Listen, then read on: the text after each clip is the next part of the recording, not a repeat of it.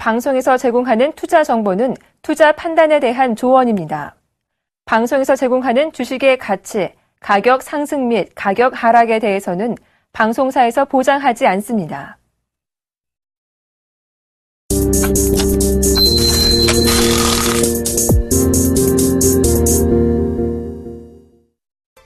네, 전일장 다시 돌아보고 오늘장 미리 보겠습니다. 리뷰 앤 프리뷰 시간입니다.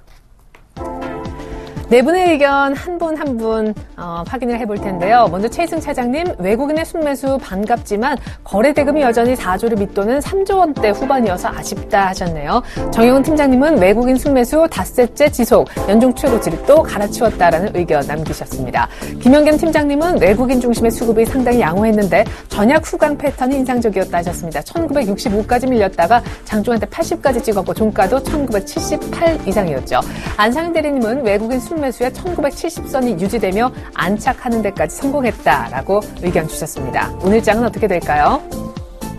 프리뷰입니다. 역시 최희승 차장님 의견부터 차례로 한번 보죠. 미국의 저금리 유지 발언, 옐런 발언이 긍정적이었다 하셨습니다. 정영훈 팀장님은 자동차, 반도체, 화학 등 밸류에이션이 매력적인 섹터에 주목하자라는 의견 주셨고요. 김영겸 팀장님은 개별 종목 장세가 지속될 텐데 신고가를 내거나 혹은 낙폭과대돼서 기관이 많이 사는 종목들, 이 투트랙 접근 방식을 계속해서 강조하셨네요. 안상현 대리님은 1950 좁은 박스권의 상단을 계속 깨지 않으면서 상승을 하고 있기 때문에 상승 추세가 유지될 것이다. 아주 긍정적인 전망을 남겨주셨습니다. 오늘은 이 가운데 긍정적인 시장 뷰를 주신 유진투자증권 안상현 대리님 연결해서 자세한 얘기 들어보겠습니다. 안녕하세요. 네, 안녕하십니까? 네. 자, 어느덧 1978까지 왔습니다. 간밤에 옐런 의장의 발언까지 주식시장에 긍정적이어서 뉴욕에서 또 한 번 신고가가 났는데 곧 3월이지 않습니까? 추세가 계속 상승 쪽이라면 어디까지 올라갈 수 있는지, 그리고 단기적으로 북한 악재는 어느 정도 영향을 미칠 것이라고 보시는지요? 예, 그냥 우선 오늘은 그러면 프리뷰 위주로 말씀을 드리도록 하겠습니다. 어저께 야간 선물이 285.05포인트 해서 0.14% 상승을 하면서 평상시대로라면은 1980선 부근에서 시작할 가능성이 높습니다. 근데 하지만 그 전일 그 북한 미사일의 도발로 시초가가 조금 틀릴 가능성이 있다고 생각이 되는데요. 하지만 그동안에 그 북한의 도발이 있을 때마다 매수 기회였다는 그런 학습 효과 때문에 야간 선물 상승과의 그 갭을 줄이면서 오전장에 그 1980선까지 다시 저는 갭을 줄이며 상승할 가능성이 높다고 저는 생각하고 있습니다.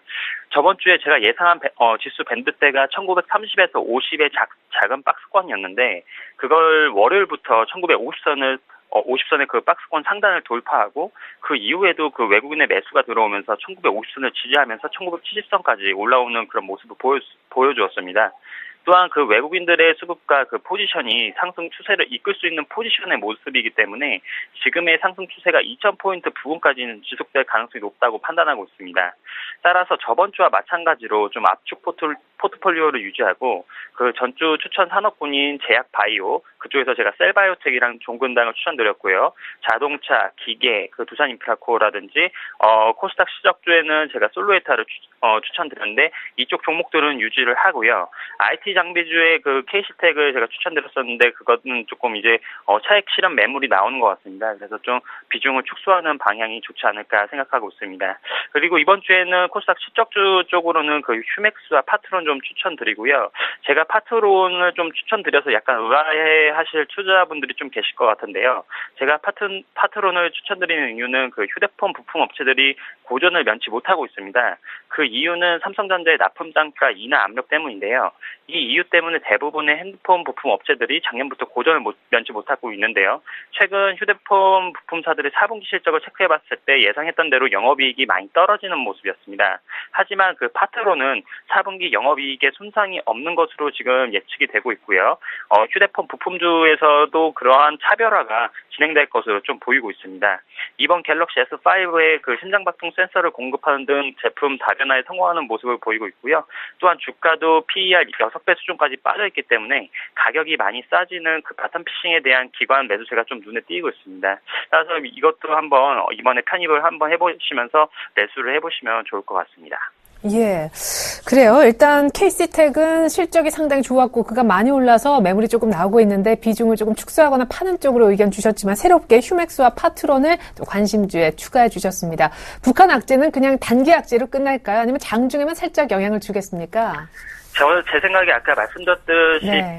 시초가에 조금 충격을 줄 수 있지만 지금 야간 선물이 1980선까지 올라 있는 상황이기 때문에 지금 외국인들의 포지션이라든지 프로그램 매매가 충분히 이것을 커버해서 1980선까지 저는 올라오지 않을까 생각하고 있습니다. 네, 오늘 북한 악재가 약간 장 초반에만 영향을 줄 수 있겠지만 1980선 돌파에는 무리가 없을 것 같다라고 하셨습니다. 관심주 수정 부분 여러분들 잘 인지하셨으면 좋겠습니다. 유진투자증권 안상현 대리님과 함께 핵심 전략 미리 짜봤습니다. 감사합니다. 감사합니다.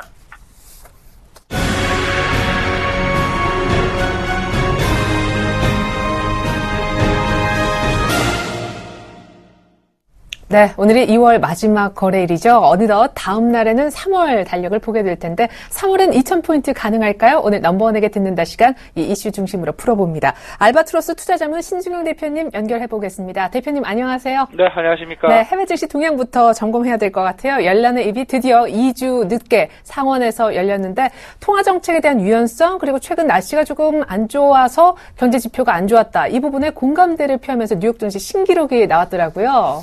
네, 말씀하셨던 대로, 한마디로 요약을 하자면, 버냉키 의장에 이어서 신임, 옐런 의장 역시 시장과의 소통을 매우 능수능란하게 잘 지금 만들어 가고 있다라고 지금 생각을 할 수 있을 것 같습니다. 일단 시장에 큰 의미에서의 안도감을 줬고요. 사실상, 시장 내 실질적으로 새로운 이야기가 나온 것은 분명히 아니었습니다. 하지만 최근 시장 내에 나오고 있는 내지는 시장 내에서 서서히, 좀 일어나고 있는 어떤 그 지표에 대한 불안감 부분들, 이런 부분들을 FOMC에서 스스로 이제 그 해석을 앞으로 고민을 더 해보면서 정말로 날씨의 탓인지 아니면 실제로 테이퍼링의 영향인지 계속해서 조사 분석을 해서 그 부분을 가지고 향후 의사결정에 반영을 하겠다라는 어떤 그 정책적인 선회 가능성을 분명히 제시했다라는 부분들, 시장의 큰 그림에서 안도감을 주었다라고 얘기를 할 수 있을 것 같습니다. 일단 하지만 이 부분 안도감을 주었지만 실질적으로 지금 현재 발표되고 있는 지표들 큰 그림에서는 아직까지 시장 내 이렇다 할 어떤 그 모멘텀 제공하기에는 다소간 약하다 내지는 오히려 거꾸로 투자 심리가 악화될 가능성을 열어둘 수도 있겠다 이렇게 좀 말씀을 드릴 수 있을 것 같죠. 일단 발표되는 지표들 계속 둔화 부분 나타나고요. 이런 부분들 큰 그림에서 좀 생각을 해볼 여지는 분명히 있다 이렇게 좀 말씀을 드릴 수 있을 것 같네요. 추가적으로 이제 그 뒤에 나올 모멘텀이 결정적으로 없다라는 얘기신 것 같은데 옐런 의장의 상원 은행위원회 청문회를 어떻게 보셨나 전반적으로 조금 여쭤보고 싶습니다. 무엇보다 포드 가이던스 특별히 실업률에 대해서는 아주 간단하나마 코멘트도 한 것 같던데요. 네, 말씀하셨던 대로 지금 현재 6.5% 가이던스 지금 현재 상황 6.5%가 완전 고용은 분명히 아니다라고 지금 과거와는 다르게 조금 좀 못을 박았다. 그 얘기는 조금 좀 앞서가신다고 얘기를 할 수도 있겠지만은 그 가이던스 바뀔 가능성을 분명히 열어놨다라고 지금 생각을 합니다. 다시 말씀을 드리면 조금 더 유연하게 대처를 할 가능성이 있다라고 보여야 될 것 같고요. 그 얘기는 테이퍼링의 속도로 우리는 해석을 할 수 있을 것 같습니다. 테이퍼링의 속도가 오히려 그 포드 가이던스를 조정을 한다면 조금 좀 늦춘다는 얘기겠죠. 그러면 테이퍼링의 속도가 좀 늦춰질 가능성이 분명히 있을 것 같고요. 앞서서도 말씀을 드렸습니다만은 날씨의 영향인지 과연 테이퍼링의 영향인지 최근에 나오는 경제 지표의 모멘텀 둔화 부분 이 부분에 대해서 명확한 어떤 해석 내지는 의사결정이 이루어진다면 일단 날씨에 의한 영향이다 하더라도 기본적으로 경제 지표의 둔화 부분을 스스로 인정을 하는 부분이 될 것 같고요. 테이퍼링의 속도 때문에 경기 모멘텀의 둔화가 나타났다 하더라도 인정을 하는 분위기가 되기 때문에 궁극적으로 좀 판단을 해본다라면 결국은 테이퍼링 속도의 완화 쪽으로 어떤 그 스탠스가 변할 가능성이 높은 것 아닌가라는 그런 기대 좀 해볼 만할 수 있지 않을까 생각이 됩니다. 네, 테이퍼링 속도 조절론이 고개를 들고 있군요. 앞서서 나온 지표들도 한번 살펴보겠습니다. 실업수당 청구 건수는 무슨 이유에서인지 전주보다 조금 늘어난 것 같은데 이게 우려할 만한 수준인지 또 얼마나 늘었는지 여쭤보고 싶고 내구재 주문은 예상보다는 조금 좋아진 것 같더라고요. 근데 이제 문제는, 내구재 주문이 시장의 예상보다는 좋아졌지만, 전월 대비해서 여전히 그 감소 추세에 있다라는 것. 일단은 지표의 둔화 부분, 계속 지금 시장에서 의구심을 확산하는 어떤 배경이 되고 있다라고 말씀을 드려야 될 것 같습니다. 고용 시장의 둔화, 말씀하셨던 대로 그대로 나타나고요. 그리고 이제 주택도 역시 마찬가지로 좀 모기지 금리가 좀 늘어나면서 주택 역시 최근에 나타나는 발표들 계속 둔화세 나타나고 소비 역시 좀 비슷한 양상 보이고 있고 어제 발표된 내구재 주문 역시 조금 다소간 좀 둔화, 조금 좀 큰 그림 속에서 전체적인 미국 발표되는 경제의 방향이 모멘텀의 둔화 쪽, 상승은 지속된다 하지만 모멘텀이 둔화되고 있다라는 부분들, 이런 부분들로 인해서 추가적인 시장에서는 지금 상승 동력을 원하고 있는 상황인데 그 부분에 대한 조금 아쉬운 면이 없지 않아 나오고 있다라는 거 생각을 좀 하셔야 될 것 같고요. 또 한 가지 좀 중요한 부분 오늘 좀 짚어봐야 될 것 같습니다. 최근 원자재 시장이 조금 좀 하향 조정세로 좀 들어가고 있는 그런 모습 나타나고 있습니다. 작년 하반기 그리고 특히나 1월 달 같은 경우에는 원자재 특히 비철금속 가격을 중심으로 해서 조금 좀 상승세 나타나면서 경기 개선에 대한 기대감 일어났던 것이 사실 사실이었습니다. 하지만 최근 나타나는 부분들 좀 하향세로 좀 접어들고 있다라는 것, 실질적인 경기 동행이라고 얘기하고 있는 비철금속 가격의 동향, 커머디티 시장의 동향, 조금은 좀 지금 전체적인 큰 그림 속에서 경제 지표의 좀 둔화 부분과 맥을 같이 하는 것은 아닌가. 더 나아가서는 G2 경기 둔화에 대한 우려감 역시도 완전히 해소가 된 것은 분명히 아니다라는 것, 좀 생각을 해볼 필요는 분명히 있어 보입니다. 하지만 한 가지 좀 주목할 만한 그 지표 분명히 있습니다. 지금 자막으로도 나가고 있습니다만 유로존 같은 경우 계속되는 그 지속적인 그 지표 개선이 지금 나타나고 있다라는 것. 그렇다면 우리 시장에서도 그리고 외국인들도 점진적으로 유로존 시장에 관심을 가지고 그리고 유로존 관련된 산업군에 대한 관심의 폭 내지는 관심 깊이가 늘어날 가능성이 있다라는 것 계속해서 좀 생각을 해보셔야 되겠습니다. 네, 이제 3월인데요.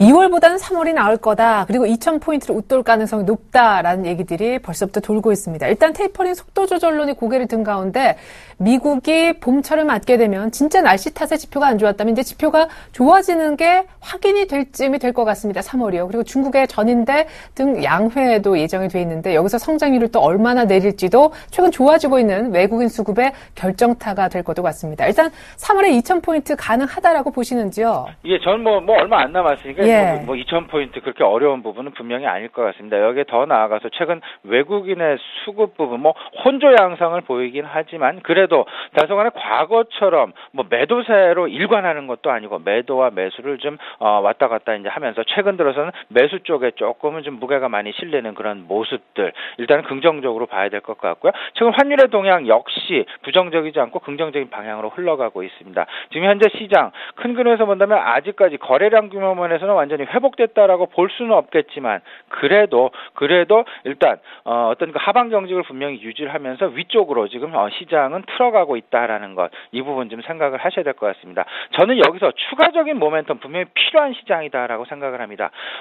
급등은 분명히 나올 가능성은 굉장히 적어 보이고요. 급락도 마찬가지로 적어 보입니다. 하지만 점진적인 어떤 그 지속적인 우상향의 방향은 지속될 수 있겠다. 근데 이제 그 어떤 시장 내 분명한 3월 시장의 변곡점은 저는 이렇게 생각을 합니다. 1분기 실적에 대한 가이던스다라고 생각을 합니다.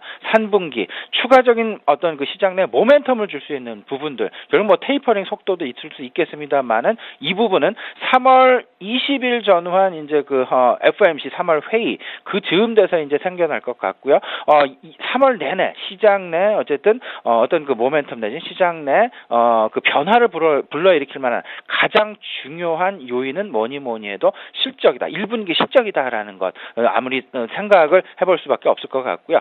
더 나아가서 이제 다음 주에는 이제 그 전인대 정협 이제 이제 준비를 해놓고 있죠.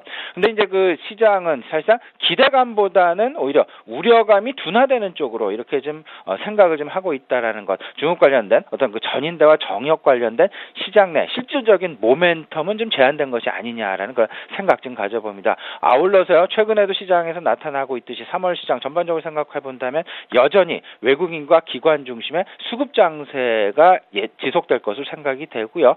그 수급의 기본 바탕, 결국은 지금 현재 어느 포트폴리오 중에서 어떤 종목군 내지는 어떤 업종이 상대적으로 많이 비어 있느냐, 그 비어 있는 수급을 채워가는 그런 산업군으로 돌아가면서 결국은 어떤 그 순환매 장상이 계속 이어질 가능성이 높겠다, 이렇게 좀 생각을 해야 될 것 같습니다. 네, 전일에는 또 태양광이 반짝 오르기도 했었고 자동차들이 최근에 심상치 않은 모습을 보이기도 합니다.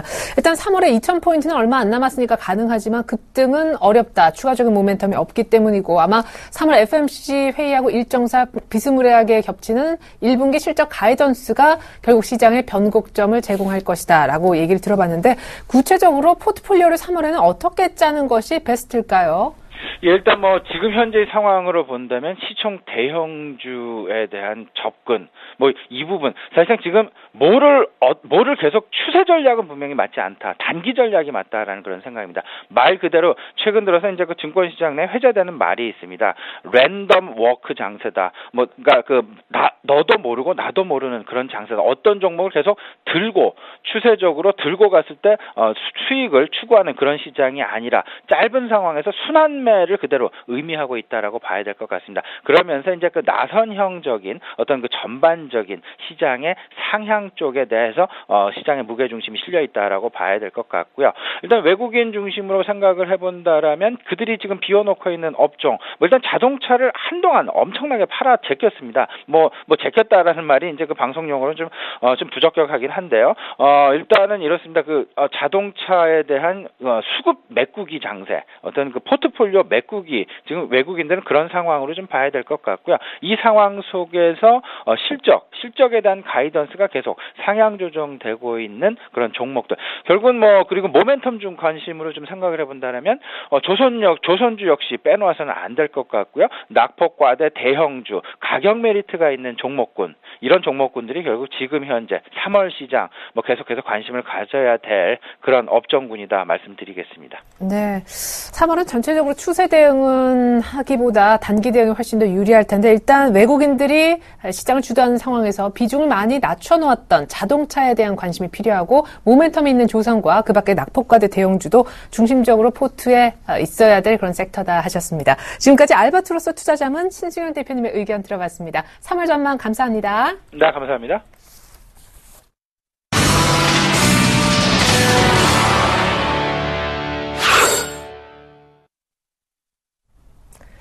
네, 개장 5분 정도 남겨두고 있는데요. 옐런의 훈풍이 국내 증시까지 영향을 미칠지 궁금한 아침입니다. 북한 악재는 거의 잊혀지고 있는 그런 아침이기도 한데, 오늘 출발 상황 분석과 도움 말씀 주실 두 분의 전문가 미리 소개해드리겠습니다. 스튜디오에는 뉴스탁의 유창희 대표님 나와 계시고요. 멀리 압구정 지점에서 화상 연결을 통해 도움 말씀 주시기 위해 메리츠 종금증권 김근호 연구원님도 기다리고 계신 줄 압니다. 두 분 안녕하세요. 네, 안녕하십니까. 예, 자, 반갑습니다. 먼저 오늘 시장 예상부터 여쭤봐야 될 텐데, 1980 부근까지 어제 사실상 한번 찍었거든요. 오늘 또 오를까? 미국이 신고가를 내는 상황이었어요. 네, 미국이 신고가를 내는 상황에서 제가 생각에는 단기 강세장을 좀 더 이어질 가능성이 높지 않을까 생각을 좀 하고 있고요. 시장 자체도 물론 이제 소폭 약보합권에서 주가가 형성되고 있습니다만은 추가적인 급락 이런 건 아니다. 그러니까 시장 자체가 이미 매물대 돌파하고 나서의 추가적 상승 보여주고 있고, 최근 3일 동안 올라온 부분에 대한 지수에 대한 부담감은 있지만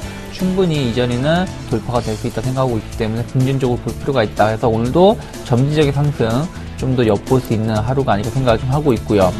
코스닥 시장 같은 경우는 좀 530포인트에 대한 저항이 좀 만만치가 않아요. 일주일 넘게 여기서 지금 행보세를 보여주고 있는데, 마찬가지로 코스닥도 일단 530포인트 돌파를 시도를 계속한다. 그러니까 어저께 같은 경우도 531포인트까지 갔었는데 종가상 530포인트를 안착을 못했다는 부분들, 이 부분이 오늘 같은 경우 다시 시도를 하면서 좀 끌고 가려고 하는 모습을 보여주지 않을까 생각을 좀 하고 있습니다. 네, 단기 강세장이 좀 기대가 된다라고 긍정적인 전망을 해주셨습니다. 역시 북한 악재는 그냥 단기에만, 장초반에만 살짝 영향을 줄까? 앞서 그런 얘기 있었는데.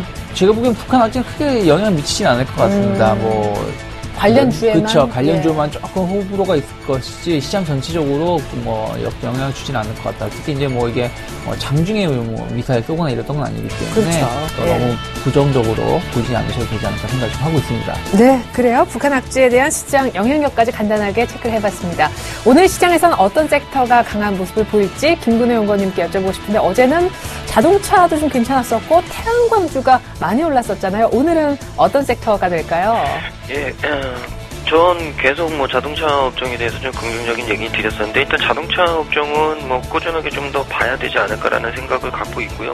오늘도 역시나 좀 자동차 업종이 좀 강세로 나올 가능성이 있고, 이 태양광 업체 같은 경우, 태양광 업종 같은 경우에도 긍정적으로 봐야 될 것 같습니다. 일단 폴리실리콘 가격이 사실 22불대, 물론 그렇게 많이 저희가 원하는 수준은 아닙니다. 최고점이 거의 80불대였는데 10불대 수준까지 빠졌다가 최근에 20불대까지 올랐고, 근데 중요한 게 이 BEP 선이라고 하는 부분, 그러니까 결국에는 수익을 넘을 수 있는 수준이 되는 게 이 OCI 기준으로 한 19불에서 20불 정도, 그러니까 수익이 날 수 있는 수준으로 좀 바뀌어가고 있는 거죠. 그러니까 이런 부분들을 좀 봤을 때는 앞으로 폴리실리콘 가격이 좀 더 오를 수 있다라고 생각을 하면 이 태양광 업체들은 전체적으로 좀 움직일 가능성이 있다, 더 긍정적인 시각을 좀 보내야 되지 않을까라는 생각을 좀 가지고 있고, 어제 또 이 기관인이 건설주를 계속적으로 좀 사고 있습니다. 그러니까 건설업종도 많이는 올랐지만 그렇게 쉽게는 잘 빠지진 않을 것이다, 이런 생각은 좀 가지고 있는 게 맞을 것 같고요.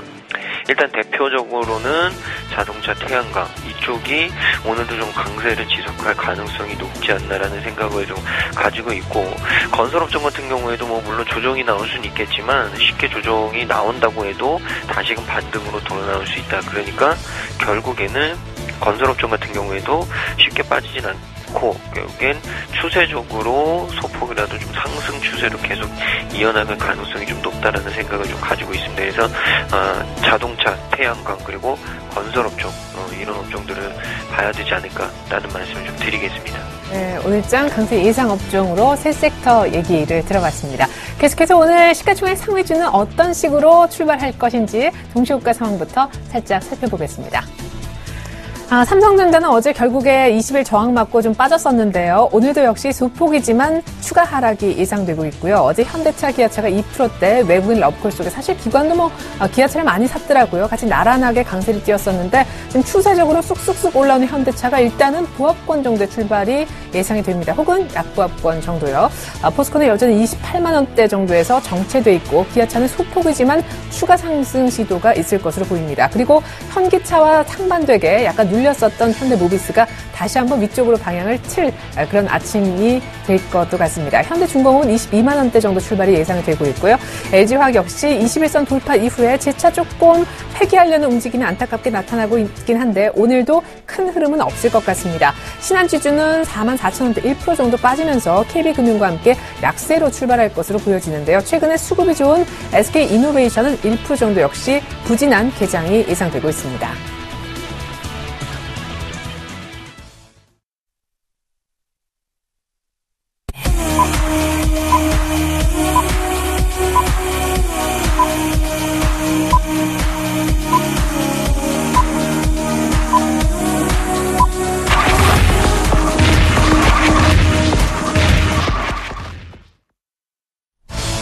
(2월 28일) 금요일 2월 마지막 거래일입니다. 저희가 개장 분위기 한번 짚어보죠. 어제 1978까지 뚫었고 장중에 한번 80을 찍을 정도로 연중 최고가를 또 경신했는데, 옐런 의장의 발언이 나오면서 뉴욕 증시가 신기록을 세웠단 말이죠. S&P 500이 종가상이요. 오늘 우리 장도 어떤 강한 흐름을 보여줄지 궁금합니다. 갭상승이 나올까요? 수급도 같이 들여다보겠습니다. 먼저 시장 출발 상황부터 짚어주시죠. 네, 시장 출발 상황을 보신다면 전체적으로 코스피 시장 같은 경우는 소폭 약보합, 그러니까 보합이라고 생각하시면 될 것 같아요. 1.14포인트 하락을 해서 1977포인트 주가 형성이 되고 있고요. 아까도 말씀드렸다시피 최근에 좀 올랐던 부분들이 좀 부담감 작용할 수 있다. 다만 이러한 부분들은 장중에 우려감을 좀 해소를 하고 점진적으로 좀 상승세를 보일 수 있지 않을까 생각을 좀 하고 있기 때문에 무리한 추격 매수는 안 하더라도 가지고 있는 종목군들 너무 빨리 차익 실현하는 거는 좀 좋지 않다라고 말씀드리고 싶고요. 코스닥 시장 마찬가지로 일단은 소폭 상승 출발해가지고 529포인트에서 주가 형성되고 있습니다. 이제 529.80, 거의 한 530포인트 형성되고 있는데, 오늘 코스닥은 종가에서 530포인트 이상에서 마감이 되냐 안 되냐가 상당히 중요한 포인트이기 때문에 그 점을 지켜보자라고 말씀드리고 싶고요. 환율 같은 경우는 좀 2원 정도가 하락을 했죠. 그래가지고 1,066원 정도에서 형성이 되려고 하고 있고요. 최근에 이제 원화가 다시금 또 이제 강세로 조금 변화가 되려고 하고 있다. 이시오는 반등 이후에 추가적인 반등을 못 해주고 있고 조금은 이제 강세를 좀 돌변하고 있는데, 이 부분이 증시가 좀 좋아지고 외국인 수급이 들어오고 있는 부분도 있다라고 말씀드리고 싶어요. 그래서 1,070원 전후로 행보세만 보여줘도 그게 나쁘진 않다. 그렇기 때문에 그 부분 체크를 하시길 바라겠고요.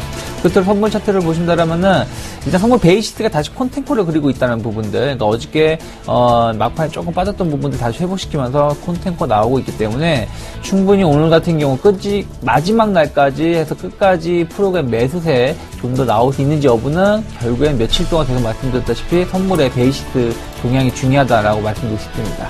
네.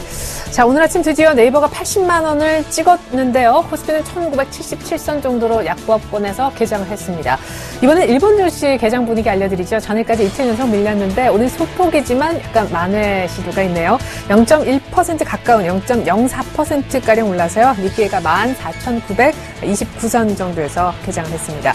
일본은 이 밖에도 오늘 지표 발표가 아주 쏟아졌었는데 개장 전에 한 4가지, 5가지 나왔던 것 같습니다. 굵직한 물가 지표부터 저희가 짚어드리겠는데 1월 CPI가 나왔습니다. 소비자 물가지수죠. 전년 동기 대비 1.3% 정도 상승해서 예상치에 부합하는 물가 수준을 기록했고요. 일본은 디플레 타개하기 위해서 아주 안간힘을 쓰고 있기 때문에 물가가 오르면 오를수록 일단 당기는 분위기죠. 1월에 실업률도 나왔습니다. 3.7%, 지난달에 4% 정도에서 약간 더 안정됐는데 예상치 역시 부합했던 결과였습니다. 세 번째 일본 지표는요. 2월 제조업 PMI였습니다. 전월보다는 약간 떨어진 55.5를 기록했고 마지막으로 일본의 1월 소매 판매 집계가 나왔는데요. 전년 동기 대비 4.4% 증가해서 예상치 3.8% 증가보다는 약간 소비가 더 활발하게 이루어졌음을 드러냈습니다. 일본에서 나왔던 4가지 지표 굵직하게 전해드렸고요. 일본 증시 역시 소폭 반등하면서 개장했다는 사실 다시 한번 알려드립니다. 이어서 우리 증시 시가총액 상위주 거래소 종목부터 확인시켜드립니다. 삼성전자는 여전히 133만 원대 발이 묶여있네요. 현대차도 바짝 오르더니 오늘 약간 밀립니다. 대신에 모비스가 힘을 내면서 31만 원대 회복 시도를 하고 있는 것이 특징이겠고요. 말씀드렸다시피 네이버가 80만 원을 찍더니 내친 김에 81만 원대까지 못 말리는군요. 어제 시총 한 5위까지 복귀를 했는데 2% 정도 오늘 아침에 또 강세입니다. 삼성전자가 조용해도 네이버가 어마어마하게 올라오면서 시장을 부양하고 있다는 느낌도 드네요. 포스코는 여전히 27, 8만 원대 정도에서 움직이고 있고요. 하이닉스도 4만 원대 아직 안착은 안 되고 있는 상황입니다. 한국전력도 3만 7천 원대 정도에서 약간 무겁게 느껴지고 있는 가운데 기아차는 오늘 5만 6천 원대 보지 못하고 부합권 제자리 걸음이고요. SKT, 현대중공업, 삼성생명은 나란하게 소폭 오르면서 개장을 했습니다. 이어서 코스닥 시가총액 상위주 흐름으로 옮겨가보죠. 셀트리온이 4만 7천 원대, 서울반도체도 한 4만 6천 원대 비스무리하게 오르는 가격인데 오늘은 나란하게 강보합세로 스타트를 끊었고요. 파라다이스도 조용합니다. 3만 원 아래에서요. CJ 홈쇼핑, GS 홈쇼핑도 큰 움직임 나타나지 않고 있네요. 동서도 소폭 내리는데 그치고 있습니다. 네, 이번에는 업종 분위기 한번 짚어보겠습니다. 앞서서 자동차, 건설, 그리고 태양광 쪽을 눈여겨보라라고 얘기하셨던 김근호 연구원님께 진짜 실제로 어떤 섹터가 지금 강한지 한번 여쭤보겠습니다. 어떤 섹터가 좀 강한 흐름이 나타나고 있나요? 네, 일단 코스피 기준으로는 현재 기준으로 통신업종하고 철강업종, 그리고 서비스 기계, 은행, 그리고 음식료, 섬유, 의복, 화학 이런 순으로 좀 강하다라는 말씀을 드리고요. 눈에 띄는 건 일단 통신업종들이 좀 강세에 있다. 이 부분이 좀 눈에 띄는 것 같습니다. 일단 오늘이 그 영업정지 받기 전 마지막 날로 제가 알고 있는데 일단 이 부분 때문인지 몰라도 일단 가입자 간의 어떤 이동이 활발해지면서 이런 부분들 때문에 오르는 이유가 아닐까라는 생각이 들고 또 많이 빠지기도 했고요. 그리고 좀 약세로는 의료정밀업종, 그리고 전기가스, 운수창고, 건설, 종이목재, 유통, 의약. 일단은 장 초반에는 전일 좀 강했던 종목들이 아직은 움직이지 않고 있는데 일단 장 지나고 나면서부터 일단 봐야 될 것 같고요. 다시 한번 말씀드리지만 코스닥 쪽에서는 통신하고 철강이 가장 강하게 좀 오르고 있다. 코스피 기준으로. 그리고 코스닥 쪽에서는 디지털 콘텐츠, 그리고 중소형 건설, 컴퓨터 서비스, 그리고 IT 소프트웨어 업종들이 좀 강하다. 그리고 또 눈에 띄는 게 금속 업종하고 뭐 방송 서비스 업종들이 그 뒤를 따르고 있는데 일단 금속 업종 같은 경우가 좀 눈에 띄는 이 업종이 아닌가라는 얘기를 좀 드리겠습니다. 그리고 뭐 약세 업종으로는 이 종이 목재 그리고 금융 그리고 비금속 출판 매체 뭐 인터넷 이런 순으로 좀 나오고 있는데 일단 전체적으로는 상승 종목이 하락 종목보다 훨씬 더 많다라는 말씀 드리겠습니다. 네. 소폭 하락 출발했던 코스피가요, 상승 전환을 10분도 채 안 돼 해내면서 외국인들 매수를 엿새째 받으면서 1980선을 장중에 재차 돌파를 한 그런 상황입니다. 5분, 6분 정도 지났으니까 수급 분위기를 충분히 얘기할 수 있을 것 같네요. 이창희 대표님. 네. 외국인들이 한 160억 정도 순매수가 들어와주고 있습니다. 이 정도 속도면은 뭐 오늘도 1,000억 넘게 매수가 충분히 들어올 수 있지 않을까 생각을 좀 하고 있고, 다만 아쉬운 점은 이제 선물 쪽에서 조금 약보합 정도 약세를 좀 띄고 있는데, 일단은 선물 쪽에서 매수가 좀 들어와줘야 된다는 부분들, 그래야지 유가증권 시장을 통해서도 충분히 매수가 들어올 수 있을까 생각을 하고 있고요. 업종으로 보신다면 전기전자 업종군들하고 금융업 쪽이 좀 매수가 들어오고, 서비스업 쪽도 매수가 들어오고 있다는 부분들, 아무래도 서비스라면 좀 이제 인터넷이든지 이런 부분들이 있을 수 있다는 거 체크해 보시길 바라겠고요. 프로그램 매매 동의해 보신다면 어쨌든 최근에 보시면 비차익 매수를 통해 가지고 외국인들이 상당히 매수가 많이 들어왔다는 부분들, 지금 무슨 얘기냐면 차익이 아니라 비차익이라는 얘기는 기존에 몇몇 종목을 박스권을 제한을 해가지고 매수가 들어오는 것이기 때문에 이러한 추세가 오늘도 이어질 수 있다는 거, 그렇다면 기존에 좀 강했던 종목군들이 힘을 낼 가능성이 높다는 거 참고를 하시면서 오전장 대응하시면 좋지 않을까 생각을 좀 하고 있습니다. 네. 자, 외국인들 선물에서는 소폭 팔고 있지만 현물에서는 6개월째 매수세를 이어가고 있습니다. 계속해서 외환시장 개장 분위기도 알려드리죠. 유진투자 선물로 가서 들어볼까요? 이주원 연구원님 안녕하세요. 네, 안녕하세요. 네, 옐런 의장의 테이퍼링 재고 발언이 있었습니다. 오늘 하락 출발이 예상이 됐었는데 중국 위안화가 계속해서 약세를 보이는 부분, 그리고 북한에서 도발이 있었다는 부분은 어느 정도 추가 하락을 조금 막는 요인이 아닌가 싶기도 하네요. 일단 스타트 상황 알려주십시오. 네, 환율이 외환시장에서 원달러 환율이 2원 80전 하락한 1,066원에 출발을 했습니다. 현재도 계속해서 하락 압력을 받는 상황이고요. 오늘 환율은 제넷 옐런 미 연방준비제도 이사회 의장의 지난밤 발언 영향으로 하락할 것으로 전망이 되고 있습니다. 옐런 의장이 미국 상원 금융위원회 청문회에서 경제 상황이 나빠지면 언제든지 양적 완화 축소를 중단하거나 축소 규모를 줄일 수 있다, 이런 취지의 얘기를 했습니다. 옐런의 발언으로 뉴욕 증시 급등을 했고요. 글로벌 달러화는 약세를 보였습니다. 이에 따라서 뉴욕 NDF 시장에서 원달러 1개월물도 1,068원 30전에 최종 호가되면서 하락했습니다. 최근 1개월물 스왑포인트 플러스 1원 95전을 고려하면 전일 현물한 종가였던 1,068원 80전보다는 2원 45전 정도 하락한 수준인데요. 글로벌 달러화의 약세에다 월말 수출업체의 내고 물량이 가세할 경우에 환율 하락폭이 예상보다 커질 수 있습니다. 여기에다 국내 주식시장에서 엿새째 순매수에 나서고 있는 외국인의 매매 동향도 환율의 하락 요인 중에 하나고요. 그러나 중국 경기 부진에 따른 위안화 약세 및 역의 매수, 그리고 1,060원 선 부근에서는 외환 당국의 개입 경계감으로 하단은 지지될 가능성이 역시 높습니다. 또한 우크라이나의 국제통화기금 자금 지원 요청 등이 하단을 지지할 또 하나의 변수고요. 다만 전일 북한의 미사일 발사가 과연 서울 환시에서 어떤 영향을 미치냐, 이것이 상당히 큰 주목거리인데요. 일단 환율에 미치는 영향은 거의 없을 것으로 보여집니다. 일단 북한의 움직임에 민감한 반응을 보이는 여기에서도 이에 대한 움직임이 거의 없었다, 이런 것이 하나의 어떤 증명 요인이 될 수 있고요. 결국 오늘 서울 외환시장은 글로벌 달러의 약세 및 수출업체의 내고 물량으로 1,060원대 초중반으로 하락 압력을 받을 가능성이 높지만 위안화 약세 및 대외 불안감 등으로 1,060원 초반에서 낙폭은 제한될 것으로 보여집니다. 따라서 예상 환율 범위도 1,060원에서 67원으로 보고 있습니다. 하락 재료는 옐런 발언과 수출업체 내고, 그리고 상승 재료는 위안화 약세와 우크라이나 정정 불안이라고 하셨는데 일단 북한 악재는 큰 영향이 없을 것으로 보셨습니다. 제한적 약세 전망을 해주셨네요. 낙폭이 제한적일 것이다. 유진투자 선물의 이주원 연구원님을 통해서 외환시장 전망까지 들을 수 있었네요. 감사합니다. 네, 감사합니다.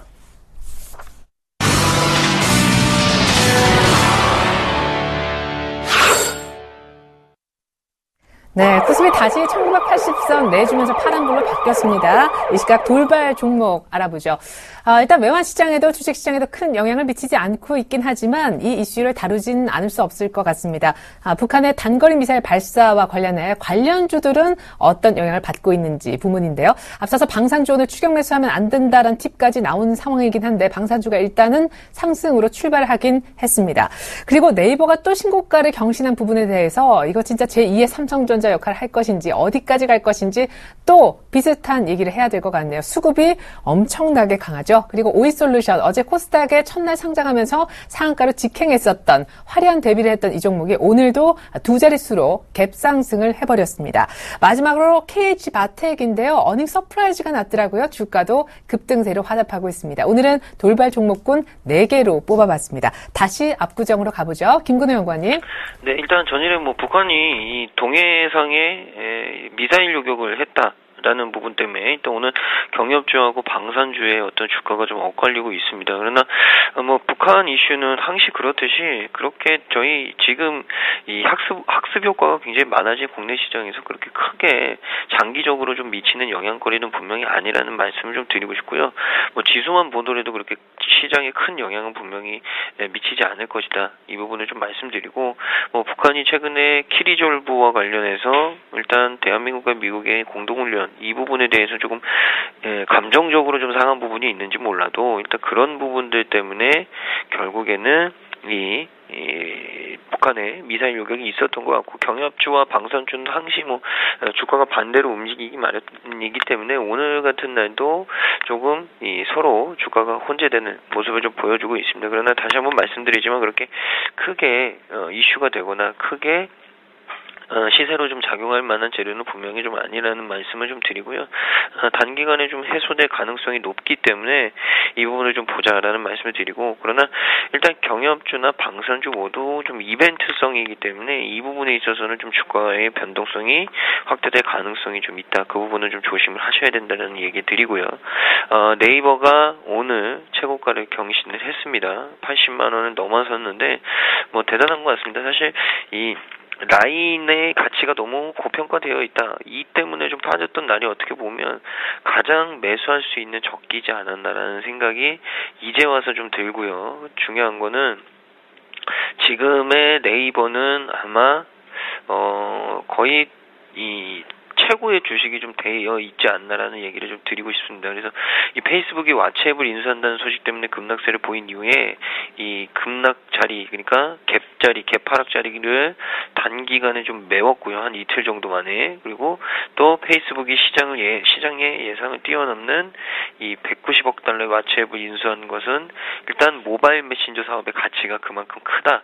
라는 의미로 해석이 나오면서 오히려 네이버의 호재로 좀 작용을 했습니다. 그리고 여기에다가 또 이 굵직한 IT 기업인 소프트뱅크가 네이버의 라인 지분 매입에 대한 추진을 하고 있다. 이런 소식들이 좀 전해지면서 결국에 네이버의 주가가 80만 원을 돌파하는 모습을 좀 보여줬는데 중요한 것은 추가적인 상승도 충분히 가능은 해볼 수 있을 것 같습니다. 근데 지금 자리에서 신규를 매수하기에는 정말 부담스러운 자리까지 온 것 같고요.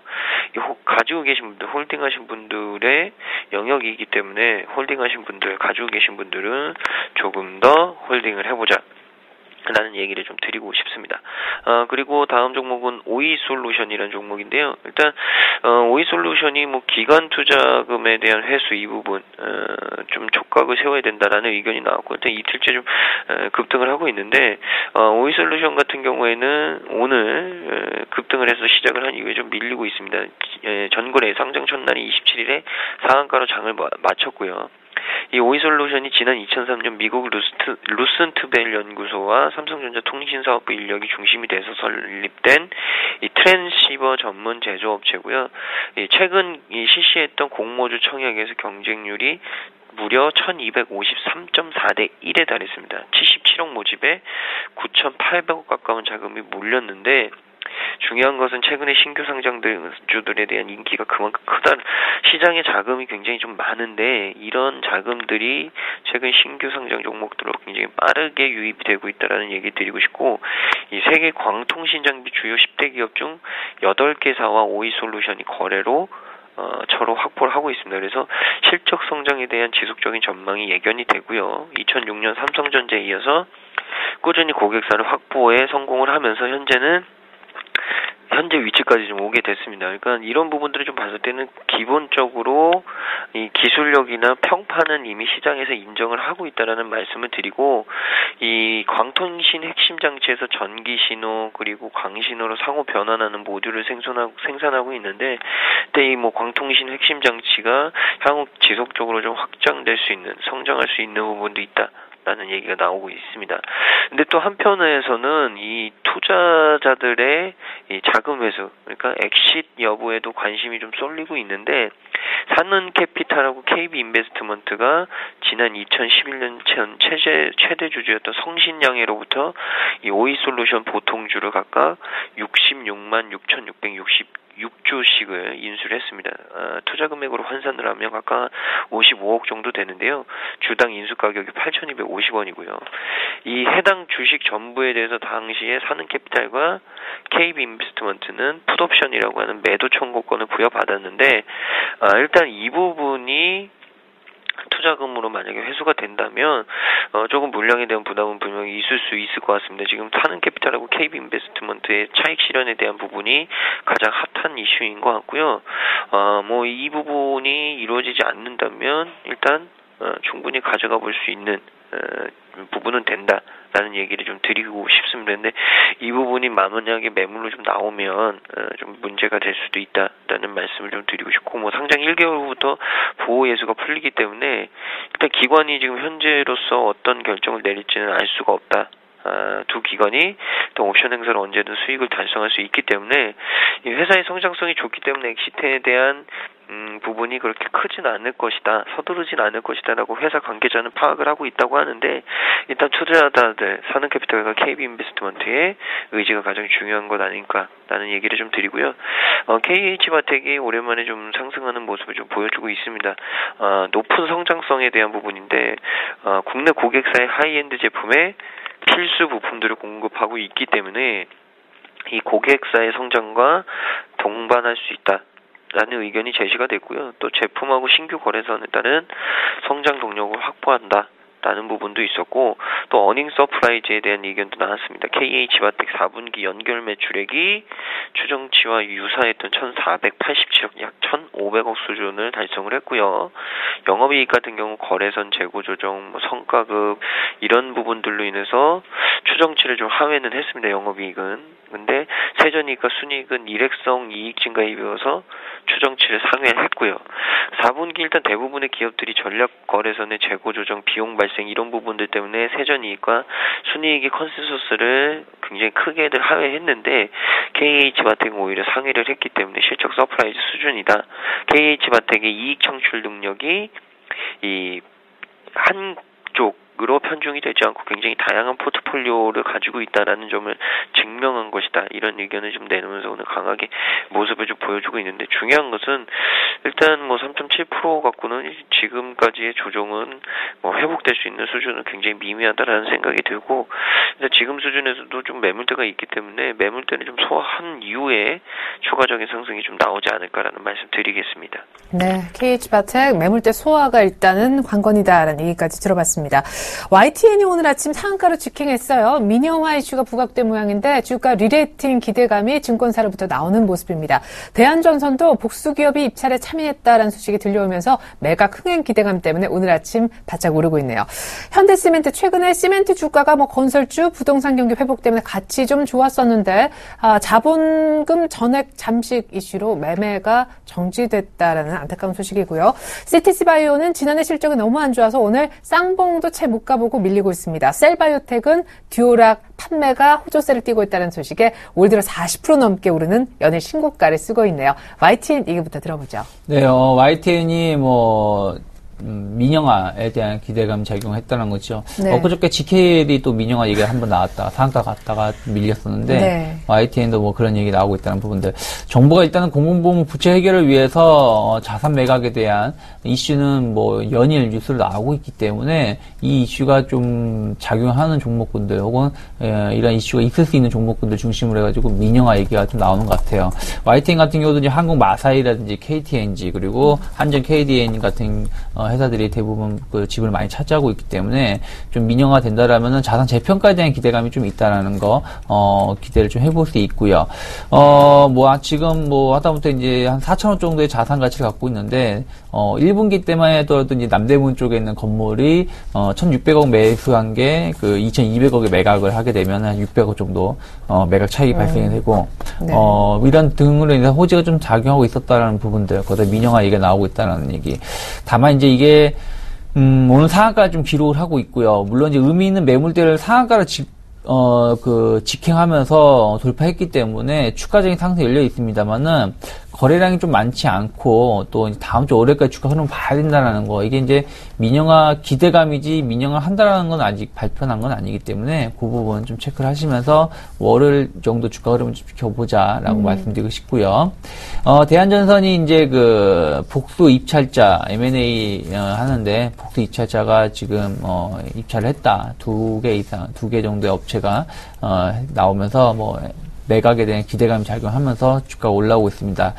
근데 오늘 이제 동행증권이 이제 그 대만의 증권사로부터 우선 협상자로 네, 나왔거든요. 예. 근데 동행증권의 주가를 보신다라면은 그냥 소리 소문 조용합니다. 크게 움직임이 없다라는 것이죠. 일시적으로 주가가 긍정적으로 보여줬다가 이게 이제 이슈가 해결이 되면은 주가가 큰 영향을 미치지 않듯이 대한전선도 역시 마찬가지다. 이 회사가 돈을 많이 벌고 있는 게 아니라 그냥 M&A 매각에 대한 기대감은 좀 올라오는 것이지 매각을 한다고 해서 뭐 엄청 좋아질 것도 아니고 약간의 이제 재무구조 개선이라든지 회사의 안정성은 있습니다만은 이 부분은 좀 확인해야 된다. 그렇다면 제가 보기엔 주가 자체도 2,500원 이상 올라가게 되면 조금 걸릴 가능성이 높다라는 거. 그래서 지금 추격 매수를 좀 하시기엔 부담이 된다. 그리고 또 이게 지금 상한가를 직행한 것이 아니라 일단 뭐 장 막판까지 봐야 되겠습니다만은 어쨌든 차익 매물이 좀 나오고 있다라는 거 마찬가지로 2,500원대가 저항으로 좀 작용하고 있거나 심리적인 마지노선이구나라는 걸 확인할 수 있기 때문에 이 부분 돌파 여부를 확인하고 접근하셔도 나쁘지 않다라고 말씀드리고 싶고요. 네. 현대시멘트가 매매 정지를 당했습니다. 이번에 영업이익 나온 게 437억 정도 영업이익 나오면서 뭐 57% 이상 증가했다 얘기가 나오면서 좋은 뉴스가 나왔다가 다만 계열사 지급 보증이라든지 뭐 충당 부채 설정 이런 걸로 인해 가지고 뭐 3,475억 적자가 발생을 한 것으로 얘기가 나오면서 자본 잠식 얘기가 나온 거죠. 근데 이 자본 잠식이라는 게 뭐 다른 자본 잠식이 좀 다르다 생각을 하고 있어요. 그러니까 충당금 설정이라든지 계열사 네. 지급 보증금이지 이게 이제 손실로 확정된 건 아니거든요. 어쨌든 이거를 이제 은행들도 보면은 부실채권 상각하기 위해서 일단 손실을 잡아놓으면서 이익을 네. 좀 줄이듯이 현대 시멘트 같은 경우도 그러한 영향이다. 그러니까 적자가 너무 심해가지고 뭐 자본 잠식이 된 건 아니기 때문에 제가 보기에는 거래 정지는 뭐 하루 이틀 다음 주 정도면 풀릴 수 있다 생각을 좀 하고 있고요. 다만 최근에 시멘트주 보신다라면은 제가 뭐 계속 좀 몇 번 말씀드렸는데 주가 자체가 치고 나가기 좀 힘들다라고 말씀드렸는데 뭐 현대 시멘트뿐이 아니라 형신양해도 뭐 그렇고요. 뭐 쌍용양해 같은 종목들도 보신다면 최근에 차익 매물이 좀 쏟아지고 있어요. 그래서 뭐 많게는 한 10% 적게는 한 4~5% 정도 고점 대비 좀 하락을 보여주고 있기 때문에 시멘트주들 뭐 여전히 업황 사이클 개선 기대감이 있습니다만은 주가 자체가 그전처럼 막 치고 나가는 모습보다는 행보세를 좀 보여주면서 약간 변동성 높은 박스권 장세 예상된다라고 계속 말씀드리고 싶고요. 현대시멘트는 일단은 이 자본 잠식 이 부분에 대해서 이제 어떤 코멘트가 나올 수 있겠죠. 그래서 그 부분 좀 체크를 하면서 대응하시면 좋지 않을까 생각을 하고 있고요. 네. CTC 바이오 같은 경우는 실적이 좀 좋지 않게 나왔어요. 이번에 그 매출이 1,233억 정도 작년에 나왔는데 4.9% 하락을 했고요. 영업이익이 너무 안 좋게 나왔습니다. 영업이익이 8억 정도 영업이익을 보여줬기 때문에 상당히 좋지 못하다. 2012년도에 CTC 바이오가 강하게 주가가 올랐던 이유가 이제 발기부전 치료라든지 뭐 그런 부분들에 의해서 기대감으로 주가가 올라왔다가 최근에 이제 그런 모멘텀이 좀 부족했고 또 이제 그 내부적인 요인도 좀 있었죠. 뭐 대주주가 국회의원분이 돌아가시기도 하시고 뭐 그런 부분들 얘기도 있고 하다 보니까 좀 최근에 우여곡절 많이 겪고 있는데 일단 영업이익력이 많이 떨어지고 있다는 부분들은 좀 좋지 못하다는 것이죠. 그래서 이 부분은 좀 체크를 하셔야 된다 말씀드리고 싶고요. 어쨌든 그 아까 뭐 쌍봉 얘기하셨는데 어쨌든 한번 조정이 나올 수 있는 위치에서 일단 이런 뉴스가 나왔던 것이다. 그렇다면은 이제부터 이런 악재가 나왔음에도 불구하고 주가의 조정이 얼마나 강하게 나오는지 아니면은 조정이 약하게 나오고 다시 반등하는지 여부를 좀 체크를 하시길 바라겠고요. 네. 마찬가지로 매물대 제가 보기엔 21,500원 정도 돌파 여부를 확인하고 접근하셔도 나쁘지 않다 생각하고 있으니까 그 점 체크하시고 하단 지지 라인은 18,600원 정도, 18,500원 정도 잡고 대응하시자. 그렇다면 지금 24,000원이기 때문에 좀 편차가 좀 있다라는 거 좀 참고를 하셔야 된다라고 말씀드리고 싶고요. 끝으로 셀바이오텍 같은 경우는 반대로 긍정적인 이익 개선 얘기가 좀 나오고 있죠. 자체 브랜드 듀오락이라고 얘기 많이 들어보셨을 거예요. 유산균 관련 뭐 건강 보조식품 이런 건데 바이오텍이 이런 부분의 그 판매 자체 브랜드의 판매 호조 그리고 유산균 시장 이쪽에 대해서 상당히 높은 기술력을 갖고 있기 때문에 향후 성장성이 계속 담보가 되고 있다 얘기가 나오고 있죠. 그래서 오늘도 뭐 주가가 올라오면서 신고가 연출하고 있는데 다만 이 회사의 주가 자체는 조금 더 올라갈 가능성이 높지 않을까 생각을 하고 있습니다만은 최근에 좀 많이 올랐다는 부분들도 있다는 것이죠. 한 달 사이 2월 한 달 사이에 2만원에서 27,000원대까지 올랐다는 얘기는 거의 한 30% 이상 주가 형성이 상승을 한 것이기 때문에 제가 보기에는 한 1, 2주 정도는 행보세 보일 수 있다. 여기서 막 치고 나가기보다는 좀 속도 조절을 하면서 이격도 조절을 맞추고 나서 올라갈 가능성이 높기 때문에 무리한 추격 매수 안 하셔도 상관없습니다. 왜냐면은 올라간다고 하더라도 지금 28,000원 혹은 27,000원 초반까지는 충분히 가격을 한번 줄 수 있기 때문에 주가 흐름 확인하시고 대응하시면 좋지 않을까 생각하고 있습니다. 네, 셀바이오텍 매수하는 데 있어서 너무 조급할 필요는 없으실 것 같습니다. 제4 이동통신 출범이 불발됐습니다. 한국 모바일 인터넷에서 허가 신청을 자진 철회했다라고 하는데요. 관련주들 급락세고요. KDC는 아예 가격 제한폭까지 밀려 있습니다.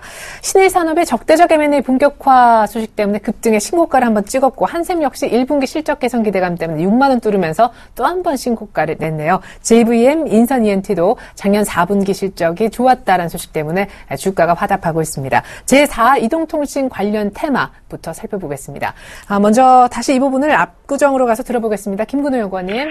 네, 일단 뭐 KDC를 비롯한 다양한 종목이 있는데 전체적으로 오늘 약세를 보여주고 있습니다. KDC, 뭐 기산텔레콤, 서화정보통신. 일단 한국 모바일 인터넷이 제4 이동통신 허가 신청을 자진 철회했다라는 소식이 악재로 좀 작용한 것으로 보이고요. 일단 미래창조과학부가 27일 KMI가 그러니까 한국 모바일 인터넷이 지난해 11월 TDD LTE 방식으로 기간통신 사업 허가 신청을 했는데 일단 주파수 할당 신청 마감일인 27일 오후 6시까지 주파수 할당 신청을 하지 못했기 때문에 결국에는 자진 철회했다라고 설명을 했고요. 이 부분이 전체적으로 제4 이동통신 출범에 대한 불발로 좀 이어지면서 관련주들 전체적으로 좀 이 약세로 진입하는 모습을 좀 보여주고 있습니다. 일단은 추가적으로도 좀 이 약세가 나올 가능성은 분명히 좀 있지 않나. 단기간에 해소될 이슈는 분명히 아닌 것 같다라는 말씀을 좀 드리겠습니다. 다음 종목은 신일산업인데요. 신일산업 같은 경우 경영권 분쟁 소식 때문에 급등을 했습니다. 사실 경영권 관련된 분쟁이 좀 소식이 나오면 주가가 좀 올라가는 경향이 좀 더 많은 부분을 확인할 수 있는데 일단 이 부분이 참 어떻게 보면 어폐가 있을 수도 있는데요. 일단 오늘 신일산업이 오른 이유는 이 경영권 분쟁 소송 때문이고요. 신일산업은 전일 이 황기남 씨가 수원지방법원에 주주총회 의안상정 가처분 신청서를 제기를 했다고 공시를 했습니다. 이 가처분 신청서에는 어떤 내용들이 있냐? 정관 개정안과 함께 사내이사로 황기남, 이혁기, 정재성 씨를 선임하는 안건, 그리고 기존 감사를 해임하고 새로운 감사를 선임하는 안을 포함을 했습니다.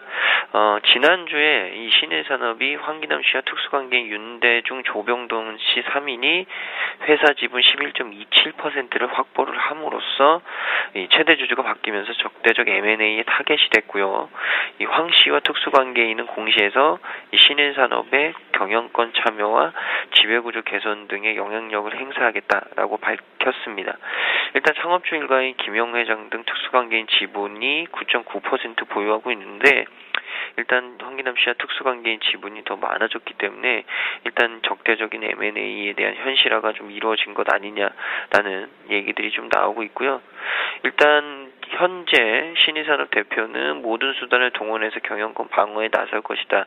그리고 소송과 관련해서 신일산업 측은 소송 대리인을 통해서 법적인 절차에 따라 적극 대응할 것이다라고 밝혔습니다.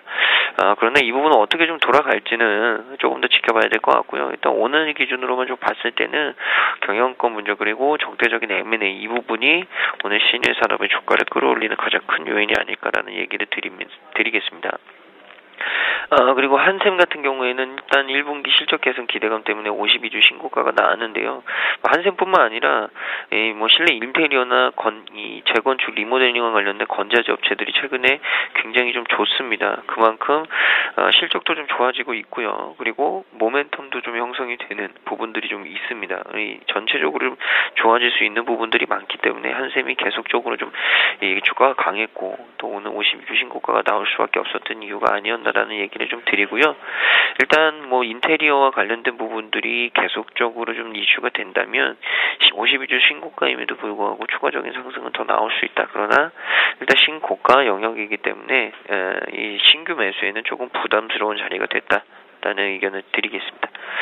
그리고 JVM 같은 경우에는 역시나 실적 관련된 이슈인데요. 4분기 사상 최대 실적 달성 때문에 상승을 하고 있습니다. 오늘 또 좋은 주가 흐름을 좀 보여주고 있는데, 지난해 개별 기준 영업이익이 181억, 전년 대비 21.4% 증가를 했고요.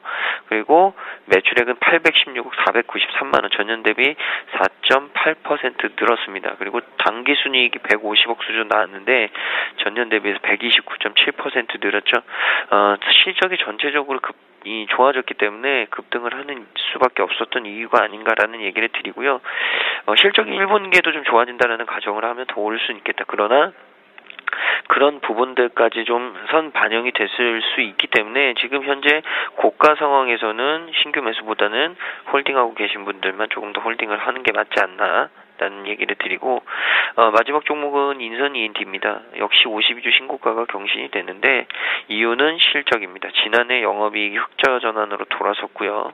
물론 2억 정도밖에 영업이익이 나오진 않았지만 2억 수준 정도밖에, 일단은 흑자 전환을 했다는데 굉장히 좀 큰 의미를 부여하고 있다. 그리고 또 최근에 또 자사주 블록딜 소식 때문에 강세를 또 어제 보여줬고요. 여러 가지로 좀 이슈는 나오고 있는데 일단 기술적으로는 너무 급등을 했기 때문에 조금은 조심해야 될 때가 되지 않았나. 그리고 주봉상이나 월봉상은 일단 현재 수준보다 한 3,200원에서 3,400원대에 이 매물대가 좀 자리 잡고 있습니다. 그러니까 이 부분에서 좀 매매 공방이 치열해질 가능성이 있고요. 큰 수급이나 어떤 강력한 수급이 들어 올려주지 않는다면 조금 정체될 가능성도 높은 자리가 됐다라는 의견을 좀 드리겠습니다.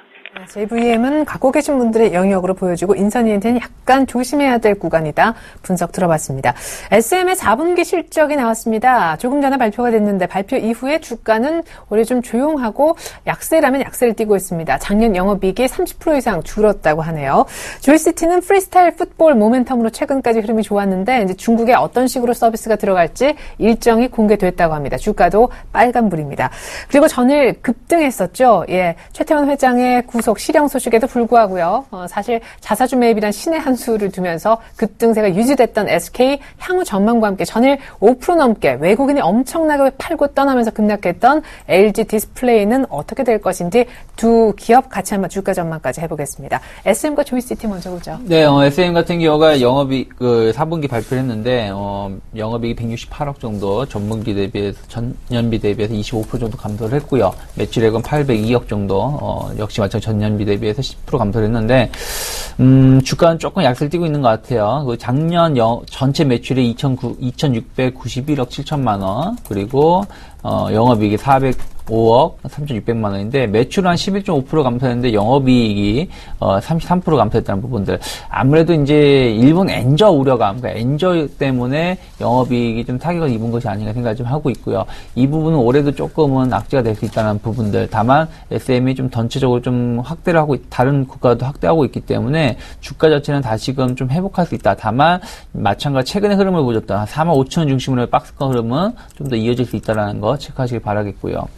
조이시티가 좀 강세를 다시 좀 띄고 있죠. 중국 시장에 대한 기대감으로. 근데 제가 보기에는 이미 주가는 턴 반영됐다 생각을 하고 있어요. 그래서 여기서의 추가적인 상승은 좀 힘들 수 있다. 다만 우리가 추가적인 상승을 보여주려면 단기 매물 때 3만원 돌파를 확인하고 접근하셔야 된다는 거 말씀드리고 싶기 때문에 지금 단순한 중국 시장에 대한 기대감을 접근하기에는 좀 너무 이제 늦었다라고 말씀드리고 싶고, 이제 실적이 얼마나 반영되는지를 이제 확인해야 된다. 왜냐면 잘못하다가는 또 NC소프트처럼 중국 이슈가 이후에 또 하락할 수 있기 때문에 그 부분은 좀 참고하시자 말씀드리고 싶고요.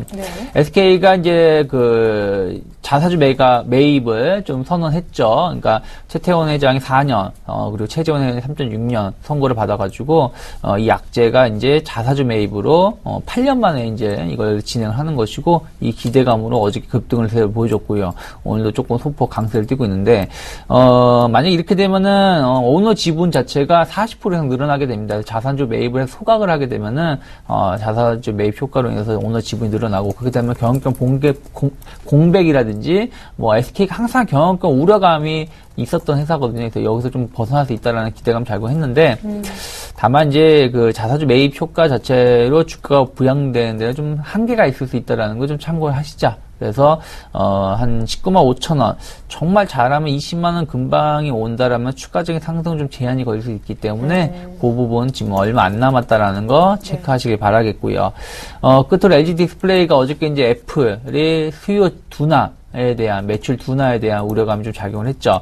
이 부분은 우리가 좀 체크를 해야 된다고 생각하고 있어요. LG 디스플레이가 최근에 올라왔던 부분들이 애플만으로 올라왔느냐, 그건 아니라는 것이죠. 그리고 그 대형 패널 가격 상승이라든지 이런 수요 증가에 대한 기대감도 있었고, 또 애플이 중국 시장에 진출하는 상황에서 이 실적이 이제 1분기 때 나와야 되거든요. 그래서 요걸 확인하고 애플이 뭐 안 좋다 혹은 좋다, 거기에 일희일비 얘기할 수 있기 때문에 어저께 악재는 단발일 가능성이 높다. 그래서 한 24,000원 전후로 해가지고 좀 가격 조정을 좀 보일 가능성이 높다라고 말씀드리고 싶습니다. 네, 외국인들의 엿새 연속 사자에도 불구하고 1980을 잠깐 찍었을 뿐 나흘 만에 하락해 1970선대 초반입니다. 오늘은 2월 마지막 거래일이고 이제 3월을 맞게 되는데 2,000포인트는 다들 무난하게 갈 거라고 하면서도 전략 부분에서는 굉장히 다양한 의견들이 나오고 있거든요. 이창희 대표님 한 말씀. 저는 그렇게 말씀드리고 싶어요. 그러니까 결국엔 지금 시장 자체가 좋아지고 있는 건 수급이고요. 그렇죠. 이슈가 수급으로 계속 몰리고 있거든요. 그러니까 어떤 테마라든지 업종 이런 게 아니라 수급으로 몰려있기, 수급 장세에 몰려있기 때문에 결국엔 수급이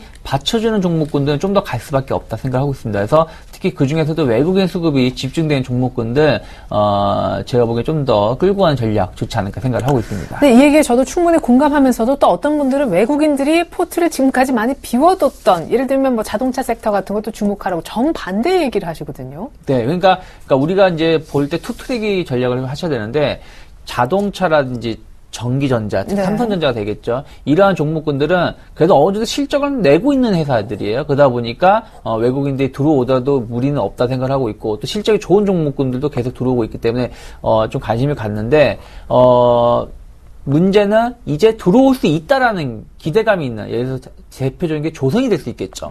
이러한 것들은 약간 변동성이 발생할 수가 있다라는 것이, 시장이 좀 좋아지면 외국인이 좀 더 매수가 들어오면서 이들 종목군도 올라오겠지만, 시장이 다시금 안 좋아지거나 또 월말 효과가 끝난다면 이들 종목군들 매수가 기대했던 것만큼 안 들어올 수 있기 때문에 제가 말씀드리고 싶은 거는 지금 예전부터 들어왔던 종목이거나 혹은 최근 들어서 집중화가 되는 종목군들을 좀 관심 있게 보자라고 말씀드리고 싶습니다. 그래요. 외국인들 포트에 많이 비워뒀던 섹터들은 올라갈 가능성이 있기도 하지만 또 외국인들의 매수세가 전반적으로 별로 안 들어오면 역시 끝까지 소외될 수도 있으니까 조금 조심할 필요도 있을 것 같네요.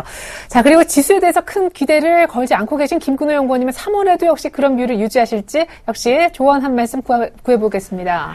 네, 일단은 뭐 삼성전자의 주가를 좀 봐야 될 것 같은데요. 일단 삼성전자의 주가가 뭐 60일선에 막혀 있으나 그렇게 크게 조정이 나올 자리는 분명히 아닙니다. 뭐 조정이 나와봐야 한 130만 원대 초반까지 조정이 나올 텐데 그렇게 따지면 뭐 코스피 지수도 그렇게 위로 좀 치고도 갈 상황은 아니고 크게 밑으로 빠질 상황도 아니다라는 결론에 지금 귀결되게 되죠. 그러니까 뭐 지수에서는 뭐 굉장히 좀 옆으로 길 수 있는 부분이 아직까지는 조금 더 있다. 그러니까 물론 여기서 뭐 삼성전자 수급이 더 많이 들어와서 좀 상단을 돌파하면 지수도 한 단계 더 올라갈 수는 있겠지만 지금 현재 상태로는 쉬워 보이진 않고요. 그렇게 따지면은 뭐 지수에는 그렇게 큰 의미는 없다. 그럼 종목별로 보자. 근데 외국인이 최근에 많이 매수한 종목은 딱 정해져 있습니다. 네이버, 삼성전자 그리고 SK하이닉스 이 정도 시총 상위주들 몇 종목만 거의 집중적으로 좀 매수를 하는 모습을 좀 보여주고 있거든요. 그러니까 결국에는 지수가 그렇게 빠지지도 않고 올라갈 수도 없기 때문에 오히려 종목적으로 좀 접근하는 게 맞을 것 같고요.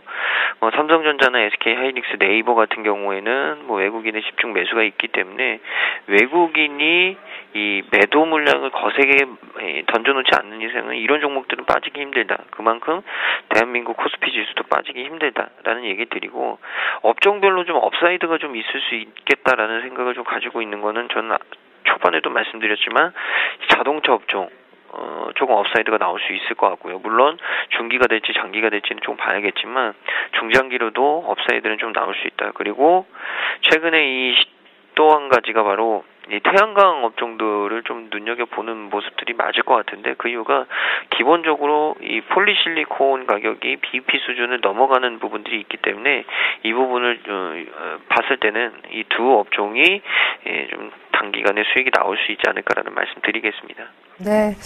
자, 삼성전자의 어떤 전망을 해볼 때 3월에 지나친 지수의 급등도 급락도 없을 건데 때문에 자동차라든가 태양광 쪽을 주목해봐도 괜찮겠다라는 의견 들어봤습니다. 지금까지 유스탁 이창희 대표, 메리츠증권증권 김근호 연구원님의 도움 말씀 들어봤습니다. 수고 많으셨습니다. 고맙습니다. 네, 감사합니다.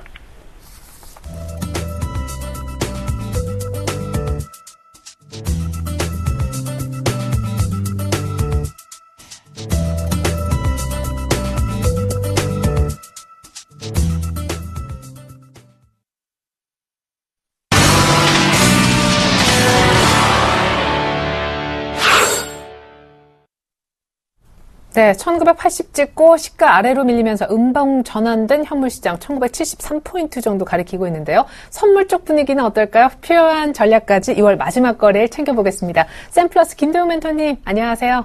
네, 안녕하십니까. 네, 역시 258대 아주 장초반에 찍고 나서 시가 정도 유지하고 있습니다. 오늘도 외국인들의 동향을 잘 살펴야 할까요?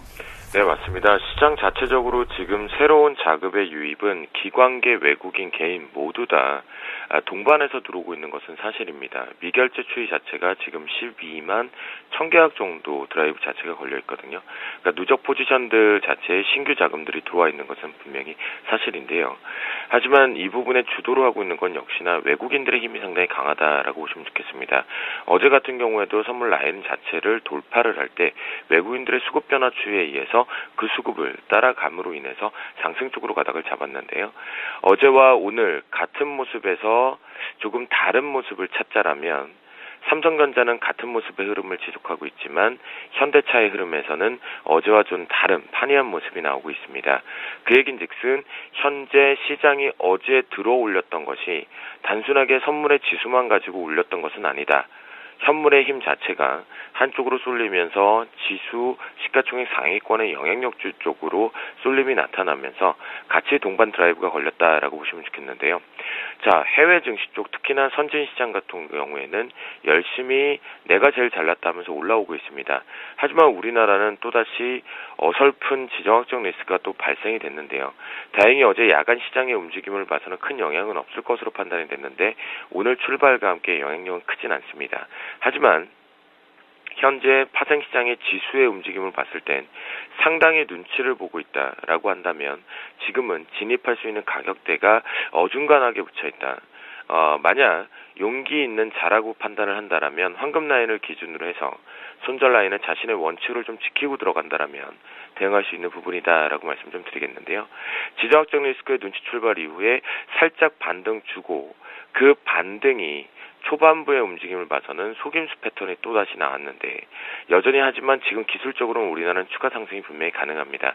만약 지정학적 리스크가 없었고 외국인들이 이 부분을 예민하게 받아들이는 부분이 없었다라면 역시 오늘 상승 쪽으로 계속 가닥을 잡았어야 됐다라는 말씀을 좀 드리겠는데요. 외국인들 나홀로 매도 출발 이후에 그 매도포가 확대가 되고 있습니다. 개인과 기관계 쪽은 소폭 매수 우위 쪽에 있는데요. 우리가 특징으로 봐야 될 것은 바로 이 투신과 연기금 쪽의 규모 자체를 잘 봐야 됩니다.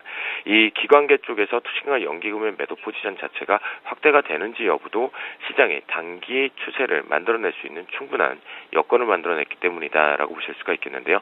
그 이유는 3월은 동시 만기입니다. 그렇기 때문에 선물도 만기가 들어온다라는 관점으로 앞으로 이제 누적 부분, 한머니 쪽 들어왔던 부분이 나가는 것도 중요하겠지만 기존의 누적 포지션들이 어떠한 모습으로 청산을 하고 롤오버를 가는지도 중요하다라는 거겠죠. 현재는 이 외국인들의 수급에 매도로 잡혀있기 때문에 매도포가 좀 유리한 상황으로 와 있다라고 말씀드리겠고요. 콜옵션 쪽 추이를 보면 외국인과 기관계 쪽의 소폭 매도 우위 쪽에 개인들의 소폭 매수 우위 쪽, 풋옵션 쪽을 보면 외국인들 나홀로 매도 쪽에 개인들 나홀로 매수를 잡고 있죠. 그러면 이 부분도 어제하고는 좀 다르다라는 겁니다. 콜옵션과 풋옵션의 추이 자체가 거래 대금과 거래량을 보면 거의 비슷한 커플링 기준 쪽의 규모만 나오고 있다. 어제는 판이하게 한쪽으로 쏠리는 현상들이 나왔었거든요.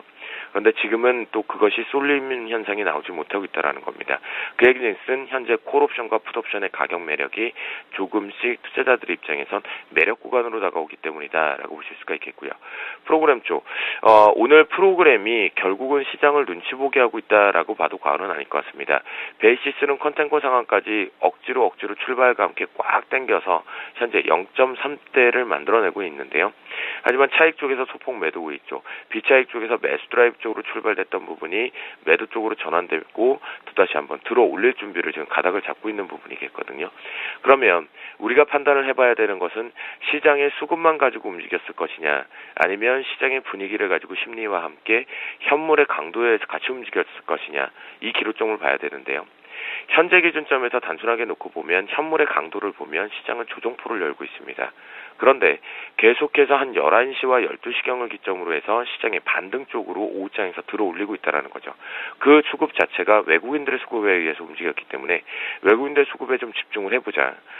시간차를 이용해서 지수의 움직임이 조금은 뒤로 딜레이 되면서 움직일 수는 있겠지만 외국인들의 수급을 좀 따라하는 경향이 있다라는 것을 보시면 좋겠고요. 그래서 오늘 대응 전략에서 외국인들의 매도 강도를 반드시 집중해서 좀 보시면 좋겠다라고 말씀 좀 드리겠습니다.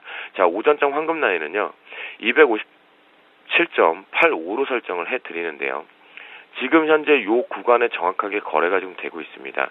현재 기준점에서 밴드 자체를 놓고 보면 위쪽 상단의 폭과 하단의 폭 자체가 거의 이렇게 갖다 놓고 보면 등배 쪽으로 비슷한 규모를 만들어내고 있다는 거죠. 오차 범위가 0.2p 안으로 들어오고 있는 부분이거든요.